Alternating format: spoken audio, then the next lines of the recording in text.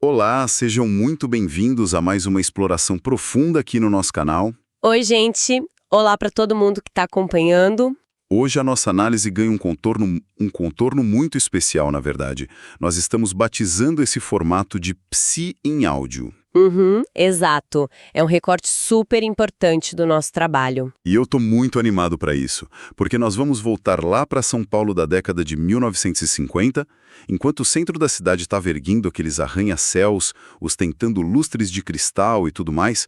A gente tem a figura de uma mulher negra, mãe solo de 3 filhos. Com, só 2 anos de instrução primária, né? Isso, e que pegava cadernos encardidos do lixo para registrar o que eu chamo de a verdadeira fundação da sociedade brasileira. Nós vamos mergulhar na mente e na dura realidade social de Quarto de Despejo, o diário de uma favelada, da Carolina Maria de Jesus. É um mergulho absolutamente necessário e a nossa grande missão com esse Psi em áudio hoje é traduzir a vivência psicológica dessa mulher e fazer isso de um jeito muito acessível. Sem jargão complicado, né? Exatamente, sem jargão nenhum. A ideia é pegar essas reflexões brutais que a Carolina colocou no papel e analisar tudo sob a ótica do comportamento humano. Então, mesmo para quem nunca leu a obra ou para quem só conhece por alto, o foco é desvendar as engrenagens mentais que permitiram a ela sobreviver a esse caos todo. Perfeito. E olha, já deixo um convite aqui logo no comecinho. Se a proposta dessa nossa conversa parecer interessante, não deixem de curtir o conteúdo agora mesmo, porque isso faz uma diferença gigantesca para o nosso trabalho. Faz muita diferença mesmo. E só para situar a nossa audiência sobre os materiais que nós trouxemos para a mesa hoje, a gente está usando os próprios diários da Carolina. Claro, ela morava na extinta favela do Canindé, ali em São Paulo, e registrava o dia a dia com os 3 filhos, que eram a Vera Eunice, o João José e o José Carlos. E além dos diários em si, a gente também analisou o prefácio histórico do jornalista Audálio Dantas, que foi quem descobriu a Carolina, e uma entrevista bem reveladora que ela deu já no final do livro, na fase pós-fama. E tem um detalhe antes da gente avançar de fato. Bem lembrado. Ao ler ou escutar sobre essas anotações, quem acompanha a gente vai notar que a Carolina cita várias figuras políticas da época. Nomes como Carlos Lacerda, Adhemar de Barros, o Jânio Quadros. Isso. E é crucial observar essas menções puramente como um retrato histórico, sabe? Elas refletem só as percepções dela ali no calor do momento, na fila da água. Nosso olhar aqui é totalmente focado em entender a mente da autora. A gente não está entrando no mérito de endossar qualquer ideologia política, seja de qual lado for. Exato. O nosso foco é estritamente a psicologia da sobrevivência. Aham. E entrando nesse ponto da sobrevivência, o que mais me impressiona logo de cara, e que inclusive dá o título da obra, é a precisão arquitetônica que ela usa. Ela cria uma metáfora espacial que é de uma lucidez cortante. A metáfora da sala de visita. Essa mesma. Ela descreve a cidade, com os bairros ricos e avenidas, como a sala de visita da sociedade. Aquele lugar limpo, enfeitado, para impressionar. E a favela, que foi para onde os pobres foram empurrados quando a prefeitura demoliu os cortiços do centro, é o quarto de despejo. Nossa, e do ponto de vista psicológico, essa metáfora vai muito além da geografia. É praticamente um tratado sobre a internalização do estigma. Porque o quarto de despejo é onde a gente esconde a bagunça. Perfeito. É onde colocamos aquilo que não queremos que as visitas vejam. O que quebrou, o que incomoda. A Carolina descreve textualmente esse sentimento de ser um traste velho. E isso é a personificação da invisibilidade social. Um objeto fora de uso, né? Isso. Ela entende que a sociedade ativamente esconde aquelas pessoas. O peso mental de carregar esse estigma, de saber que o sistema te enxerga como descartável, molda toda a dinâmica emocional lá dentro. É avassalador.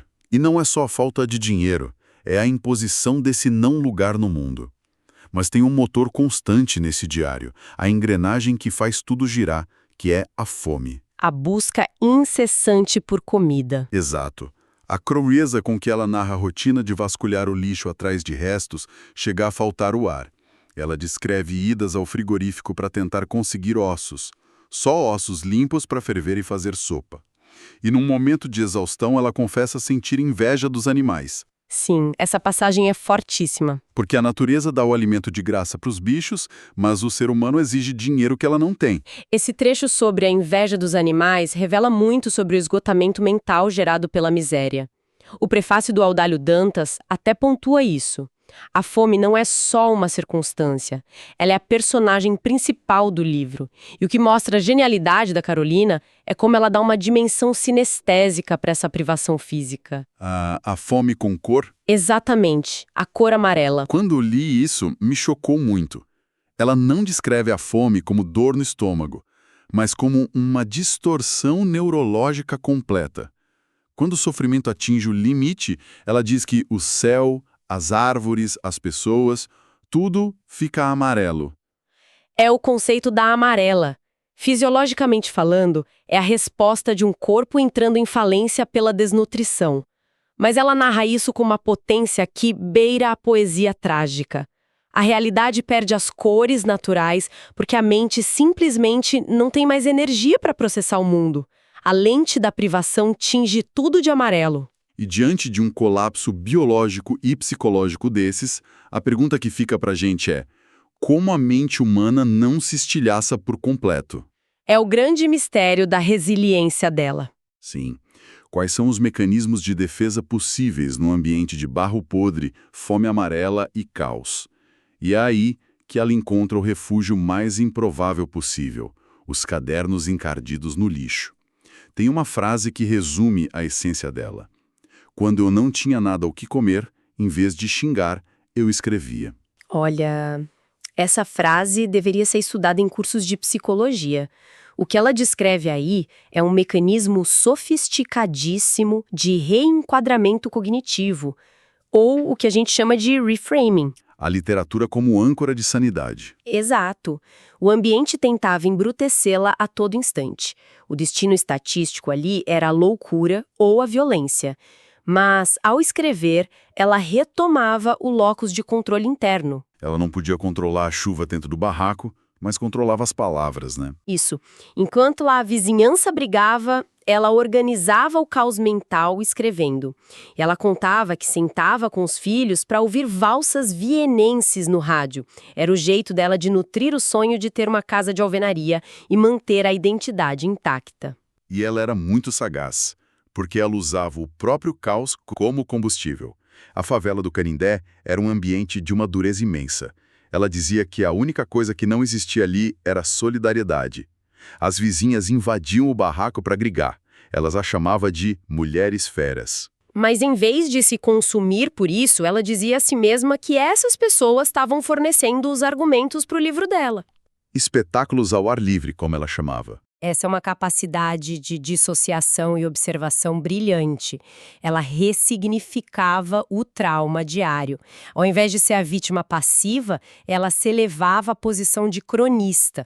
Quando ela transforma a agressora em personagem, ela rouba o poder dessa agressora. Ela domina a narrativa. E a gente precisa dar o contexto desse ambiente. A escassez absoluta corrói tudo. Ela narra intrigas na fila da torneira da água às 4 da manhã. Episódios brutais de violência doméstica, mulheres fugindo nuas pelas vielas para não serem mortas. O alcoolismo também, que é uma das partes mais pesadas. Sim, o caso da vizinha Zefa, que bebia compulsivamente na gestação e os bebês não sobreviviam. E relatos absurdos de pais que davam pinga para crianças pequenas dizendo que era remédio para lombriga. É uma degradação difícil de compreender hoje. Mas é fundamental entender o porquê dessa degradação. A gente não pode cair no erro de julgar com a moralidade de quem está seguro na sala de visita. Exato, tem uma explicação estrutural aí. Tem. A psicologia explica que a fome crônica afeta diretamente as relações interpessoais. A escassez cria um ambiente de hipervigilância, um modo de sobrevivência primitivo. Empatia requer energia mental. Quando não há comida, o cérebro entra em curto-circuito. A Carolina diz que o favelado parece vacinado com sangue de burro. Uma metáfora fortíssima para o embrutecimento. É o ciclo do trauma não processado. As pessoas transferem a violência que sofrem do sistema para quem está imediatamente ao lado. O marido bate na esposa, a esposa briga com a vizinha e o álcool entra não como vício recreativo, mas como a única anestesia disponível para suportar a cor amarela. Mas a Carolina toma decisões firmes para não ser engolida por esse sistema. E uma das escolhas mais marcantes é a decisão consciente de não se casar. Sim, ela observava as mulheres casadas na favela. Ela via que elas viviam como escravas indianas. Apanhavam, eram subjugadas e ainda tinham que mendigar comida porque os maridos gastavam o pouco que tinham. A Carolina se orgulhava da própria independência. Por mais humilhante que fosse captar papel na madrugada, ela sustentava os 3 filhos com o próprio suor, sem se submeter a um homem. Essa postura é a defesa máxima da autonomia dela. Para ela, manter a soberania sobre o próprio corpo era infinitamente superior a um casamento que, naquele cenário de extrema miséria e machismo, era sinônimo de servidão. A solidão afetiva era o preço que ela pagou de bom grado para garantir a sanidade dela e a segurança dos filhos. E é no meio dessa luta monumental e invisível que acontece a grande virada. Em 1958, o jornalista Audálio Dantas foi à favela do Canindé para fazer uma reportagem. E a forma como eles se encontram é fantástica. Parece ficção. Ele chega no parquinho da favela e escuta a Carolina gritando com as pessoas, ameaçando colocar o nome delas no livro dela. Ele fica intrigado, vai até o barraco e descobre uns 20 cadernos encardidos. Quando ele começa a ler, ele desiste da própria pauta. Ele entende que nenhum repórter poderia descrever o quarto de despejo melhor do que ela. O papel do Audálio merece um destaque enorme na história da empatia humana. Com certeza. Ele teve a sensibilidade de não se apropriar da narrativa. Ele compilou os cadernos, mas fez questão absoluta de respeitar a linguagem original. Ele manteve os erros gramaticais e as construções peculiares. Porque aquilo era a identidade dela, né? Exato. A gramática imperfeita trazia o realismo de como o povo marginalizado enxergava o seu mundo. E manter essa autenticidade gerou um choque sem precedentes quando o material foi publicado. Foi uma explosão literária. Primeiro no jornal, depois na revista O Cruzeiro, que era gigante na época, e em 1960 o livro é lançado e vende 100 mil exemplares rapidinho. Foi traduzido para 13 idiomas. Do dia para a noite ela vira uma Cinderela urbana saindo do lixo para os flashes. Passa a dar autógrafo, conversar com políticos, comprar casa de alvenaria. Sim, uma mudança radical. E aproveitando esse gancho, eu quero lembrar quem está com a gente que, se quiserem vivenciar essa leitura transformadora na íntegra, nós deixamos o link para acessar o livro completo direto na descrição do nosso áudio. É uma experiência que muda como a gente enxerga o país. Tem que ler. Mas, acompanhando essa virada fantástica, a gente precisa olhar para as entrelinhas psicológicas desse sucesso. E há uma ironia muito amarga que a gente encontra na entrevista pós-fama. A decepção dela com a sala de visita. Isso. Ela conseguiu sair do quarto de despejo e foi convidada para entrar pela porta da frente. Mas o choque de realidade foi brutal. Ela esperava encontrar pessoas elevadas e idealistas na alta sociedade. Só que o que ela encontrou foi falsidade, ambição e muita inveja. A forma como ela processa isso gera uma das metáforas mais geniais da trajetória dela. Se a gente pensar na fama moderna, onde o público exige pedaços do famoso, ela viveu a versão analógica disso. A metáfora do porco, né?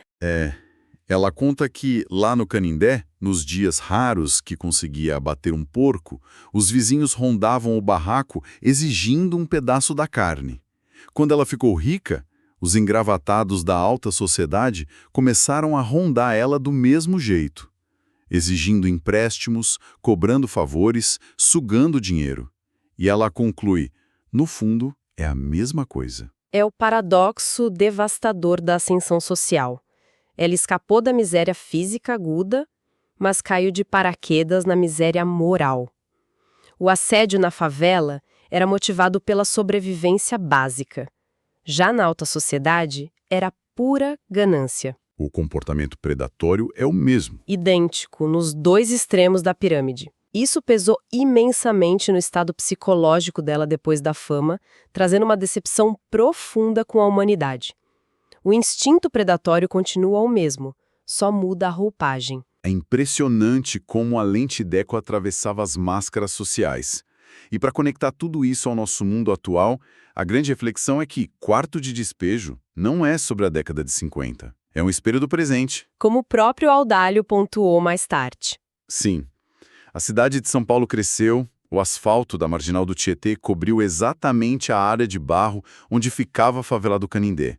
A geografia sumiu, mas a exclusão que ela descreveu, essa continuou firme e forte. Exatamente. A demolição do Canindé não acabou com o problema, só empurrou para mais longe. Os quartos de despejo não desapareceram, eles se multiplicaram. Transbordaram por todas as grandes cidades do Brasil, debaixo dos viadutos, nas periferias. E nas dinâmicas de desigualdade de hoje. É um relato muito atemporal. A resiliência dela esfregou na cara da elite que a verdadeira erudição não está limitada a uma gramática impecável ou diplomas na parede. Está na capacidade de observar a realidade. De observar agudamente, processar o trauma e expressar a dor e a beleza da alma humana com autenticidade, mesmo nas piores condições possíveis. E para finalizar a nossa exploração com um pensamento provocativo, eu queria deixar uma reflexão no ar para a nossa audiência. Por favor. Vamos pensar juntos. Se a Carolina, lá nos anos 50, usou cadernos encardidos resgatados do lixo para dar voz ao que a sociedade queria esconder no quarto de despejo, quais são os cadernos modernos de hoje? Uau! Onde estão as vozes contemporâneas, geniais e doloridas que continuam sendo ativamente ignoradas, simplesmente porque não se encaixam na norma culta, no padrão estético ou na lógica dos algoritmos da nossa atual sala de visita digital? Que reflexão fortíssima para a gente levar para o dia a dia. Uma aula sobre a força inesgotável da psicologia humana diante do abismo. Nós agradecemos demais a companhia atenta de quem ficou até aqui nessa exploração profunda. Muito obrigada, pessoal. Foi excelente. E se esse nosso bate-papo trouxe novas perspectivas, não se esqueçam de seguir o canal para continuar recebendo mais áudios de psicologia e análises do comportamento humano como essa, sempre sem jargões. Reforçando, o link para mergulhar no livro completo está te esperando na descrição. Um grande abraço, mantenham o entusiasmo nas descobertas e até a nossa próxima imersão.